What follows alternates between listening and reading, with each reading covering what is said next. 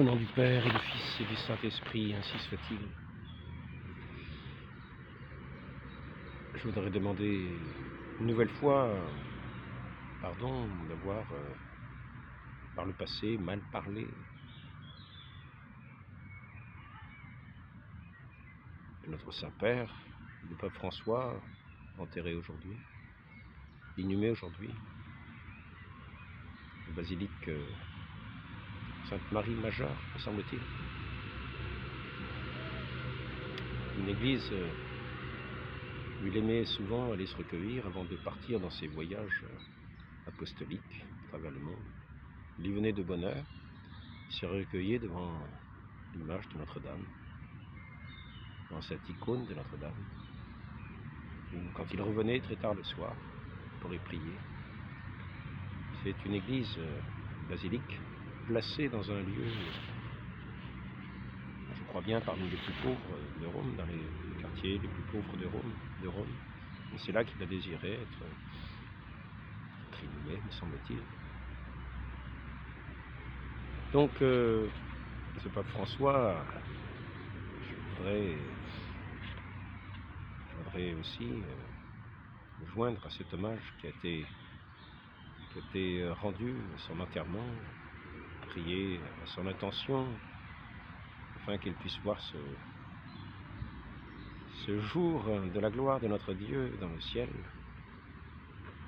au milieu de toute la course céleste, après avoir accompli sa tâche à laquelle il avait été appelé par l'Église, par Dieu lui-même.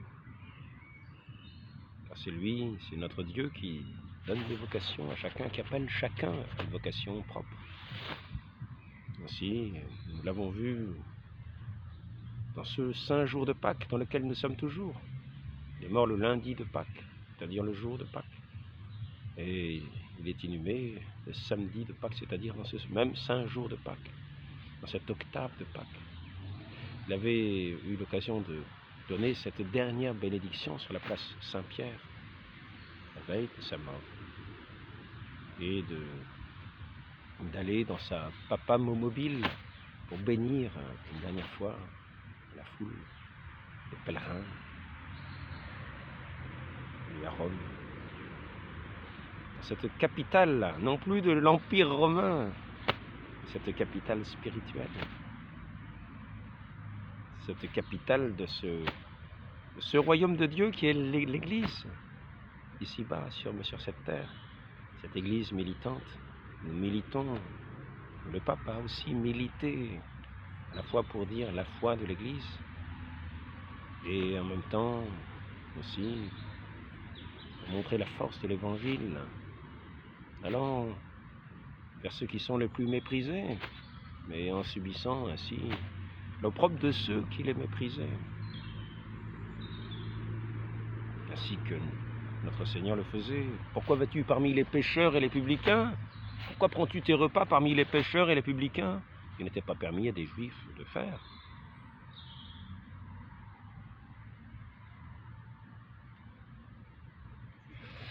Donc, cette messe est aussi une messe d'action de grâce pour l'œuvre de Dieu accomplie dans la vie de cet homme, le pape François, qui a toujours montré la proximité auprès des plus petits, des plus pauvres. C'est ce que nous pourrons remarquer de tout son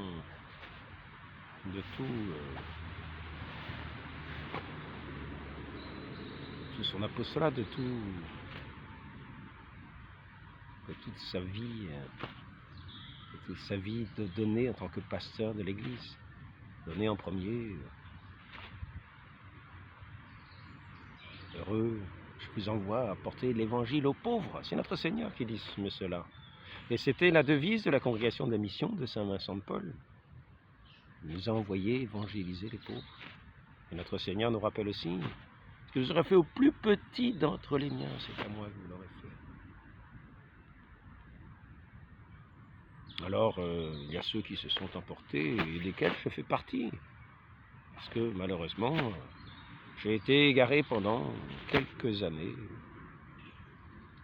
par par une parole tronquée, biaisée, qu'on m'avait mise sous les yeux, par aussi la séduction que je pouvais avoir vis-à-vis de cette messe qui était célébrée jusqu'à Vatican II en latin, qui était cette messe que disait saint Vincent de Paul, que disaient tous les saints par le passé depuis des siècles et des siècles. Je trouvais dommage.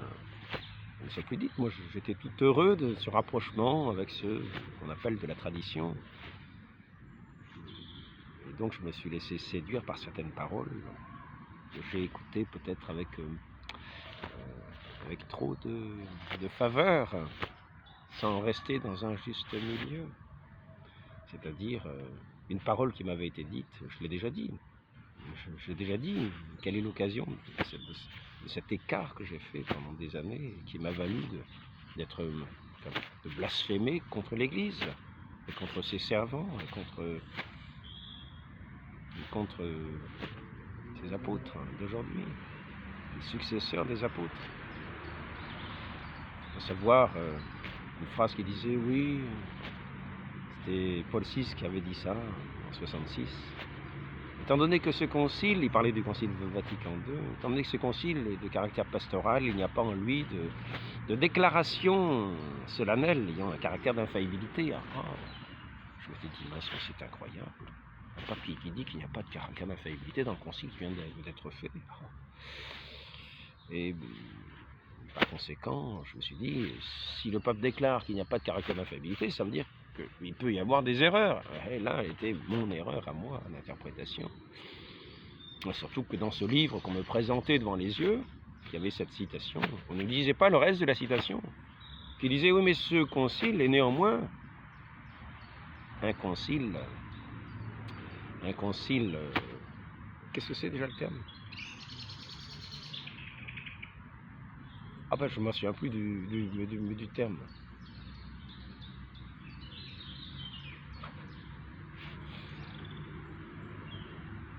Ah bah zut alors, il a quand même le caractère.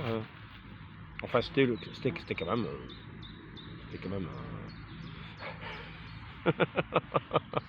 Je me souviens plus du terme.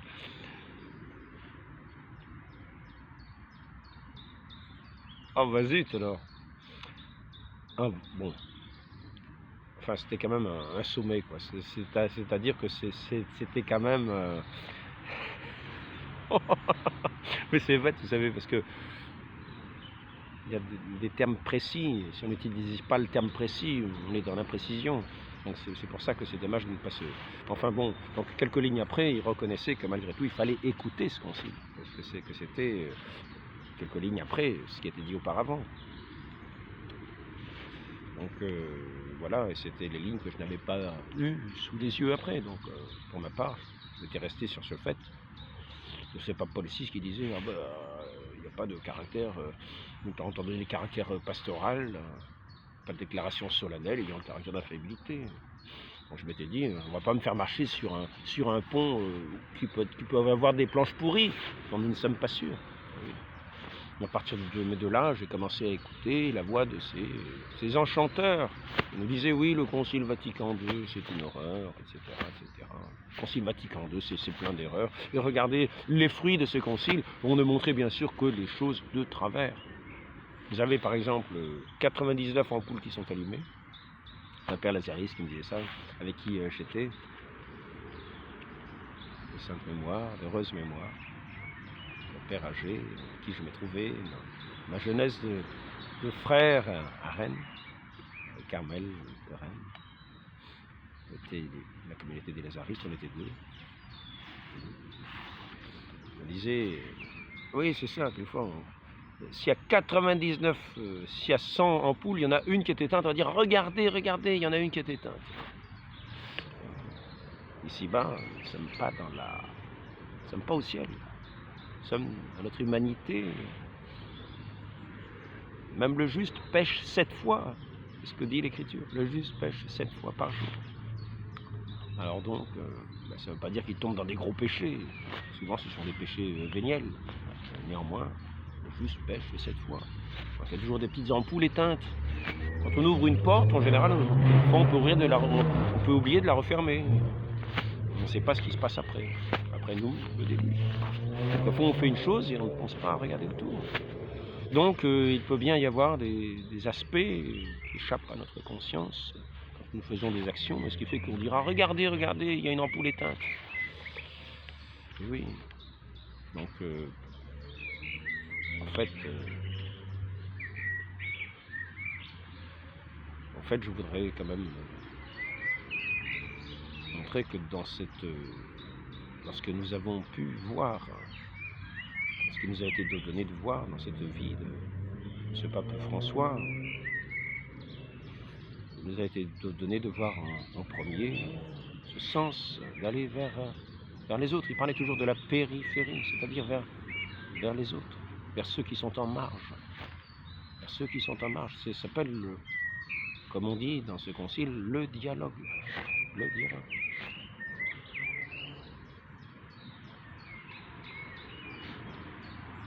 Et ce dialogue dont on parle dans le Concile Vatican II, on n'en parle pratiquement pas ailleurs avant, mais cela n'en est pas pour autant une hérésie. Il y a des choses dont on ne parlait pas dans les premiers temps de l'Église. On ne parlait pas de la Trinité, de la Sainte Trinité, et pourtant, quant au baptême de notre Seigneur Jésus-Christ, nous entendons la voix du Père qui, en parlant de son Fils unique et bien-aimé, notre Seigneur Jésus-Christ dit « Celui-ci est mon Fils bien-aimé en qui j'ai mis tout mon amour ». Et en même temps, nous voyons le Saint-Esprit qui descend sur ce Fils bien-aimé comme une colombe. Mais le mot Trinité lui-même n'est pas utilisé. Mais le mot dialogue lui-même n'était auparavant pratiquement pas utilisé. Mais il était néanmoins, dans les faits utilisé, bien sûr. Lorsque notre Seigneur parle à la Samaritaine, c'est ce dialogue que faisait le pape François et que recommande le Concile Vatican II. Ce n'est pas quelque chose de nouveau. Il entre en dialogue avec la Samaritaine. Et pour finalement la conduire, l'amener à considérer que ce Dieu, dont notre Seigneur vient témoigner, ce Dieu que l'on doit adorer en esprit et en vérité, et que lui est venu faire sourdre en nous cette source du Saint-Esprit de Dieu, cet esprit de vérité, qui nous fait entrer dans ce mouvement d'adoration véritable, qui nous a rouvert le ciel par le mérite de sa passion dans son obéissance au Père. Ainsi, nous voyons que le mot Trinité n'était pas utilisé, mais néanmoins, nous adorons la Sainte Trinité. Dès les premiers temps, la Sainte Trinité a été adorée. Quand les apôtres ont vu le Saint-Esprit descendre sur eux, en langue de feu, dans ce bruit, dans cette véhémence, dans la maison où ils étaient, le Cénacle, ils n'ont pas douté que c'était le bon Dieu, le Saint-Esprit qui leur était envoyé. Ils l'ont reçu. Ce Saint-Esprit de Dieu qui appelle, ce Saint-Esprit de Dieu qui embrase, qui fait de ces langues, de ces apôtres qui étaient timides, des langues de feu, de ces cœurs de pierre, qui les ramollit pour leur donner cette onction du Saint-Esprit, les rendre doux et humbles, à l'image de notre Seigneur, et pour les envoyer avec cette force du Saint-Esprit, pour témoigner du Christ. Certains prétendent s'appeler témoins de Jéhovah. Notre Seigneur dit « Témoignez de moi ». Il nous fera témoigner de moi, de tout ce que je vous ai dit. Nous sommes les témoins du Christ, de notre Seigneur Jésus-Christ. C'est pour cela que nous portons le nom de chrétiens. Nous sommes les témoins de notre Seigneur Jésus-Christ, vrai Dieu et vrai homme. Et cette lumière du monde. Et cela se fait aussi sous la conduite de cet Esprit Saint qui nous conduit vers les plus petits, vers ceux qui sont en marge. Notre Seigneur est venu chercher les brebis perdues. C'est pour cela que notre Sainte Église s'est mise à parler dans ce XXe siècle, qui est un siècle d'échanges intenses entre toutes les périphéries du monde, toutes les horizons du monde. Nous nous déplaçons à la vitesse des avions à réaction, de la lumière quand nous regardons sur les écrans. Donc nous entrons en dialogue avec des gens qui sont très loin, mais qui peuvent être proches quand nous entrons dans ce dialogue bienveillant avec eux. C'est ce qu'a toujours montré le pape François, cette bienveillance, quelle que soit la personne, quelle que soit la personne, cette bienveillance. Certains diront, oui, d'accord, bienveillance, il a fait fermer certaines maisons religieuses qui étaient trop de la tradition à son goût. Je répète simplement ce que j'ai déjà dit. Le pape François n'en voulait pas visiblement à tout ce qui était de la tradition. Mais par contre, il se trouve que malheureusement, tout ce qui tient, tout ce qu'on appelle, tout ce qui a les apparences de la tradition, parce que la vraie tradition, c'est l'obéissance. L'obéissance à l'Église, c'est ça la vraie tradition. C'est-à-dire l'obéissance à l'Église, c'est-à-dire l'obéissance au Christ. Ce qui vous écoute m'écoute, écouter, c'est aussi obéir. Donc quand le Christ envoie ses apôtres, quand le Christ établit son Église, quand le Christ établit Saint-Pierre et lui donne les clés, ne doutons pas qu'il est aussi le roc, car celui qui tient les clés d'Église, c'est celui qui établit sur le roc ou qui ferme l'accès au roc. Et donc là, dans ces mouvements que le pape François avait, avec cette dureté apparente vis-à-vis de ce qui était apparemment de la tradition, ils étaient plutôt des gens en désobéissance, qui étaient toujours en train de ronchonner contre l'autorité, de mettre un mauvais esprit, d'avoir un regard biaisé. Et c'est contre le danger de ce regard biaisé que le pape François a semblé lutter contre ce qui était de la tradition.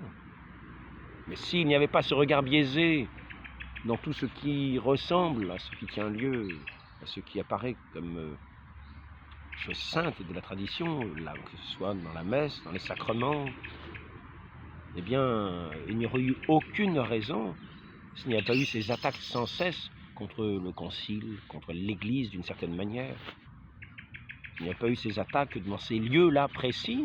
Si ces lieux-là de la tradition précise n'avaient pas été des lieux où la mauvaise langue, le regard biaisé était introduit, il n'y aurait eu aucune raison que le pape François,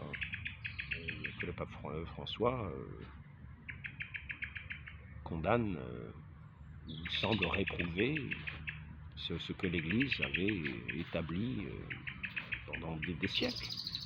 Mais n'oublions pas que la Sainte Messe, c'est le saint sacrifice de notre Seigneur rendu présent sur les autels, à la voix, au geste du prêtre. Notre Seigneur se rend présent dans ce qui semble être du pain et qui devient le corps du Christ, comme nous l'enseignent des catéchèses des tout premiers siècles. Ce matin, je lisais encore l'office des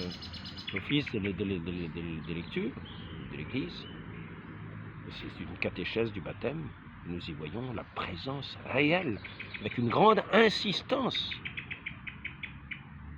C'est-à-dire, c'est vraiment le corps du Christ. Ce qui apparaît comme étant du pain, une hostie, est vraiment le corps du Christ. Et ce qui apparaît comme étant du vin n'est plus du vin. Après la consécration, c'est véritablement le sang du Christ. C'est ce pain vivant descendu du ciel. Celui qui s'est rendu par son sacrifice, qui a donné sa vie pour nous. Le pape François a donné sa vie aussi, jusqu'à son dernier souffle, nous voyons bien. La veille de sa mort, il était encore dans sa papa mobile à bénir les foules de pèlerins. Il avait demandé l'autorisation à son infirmier.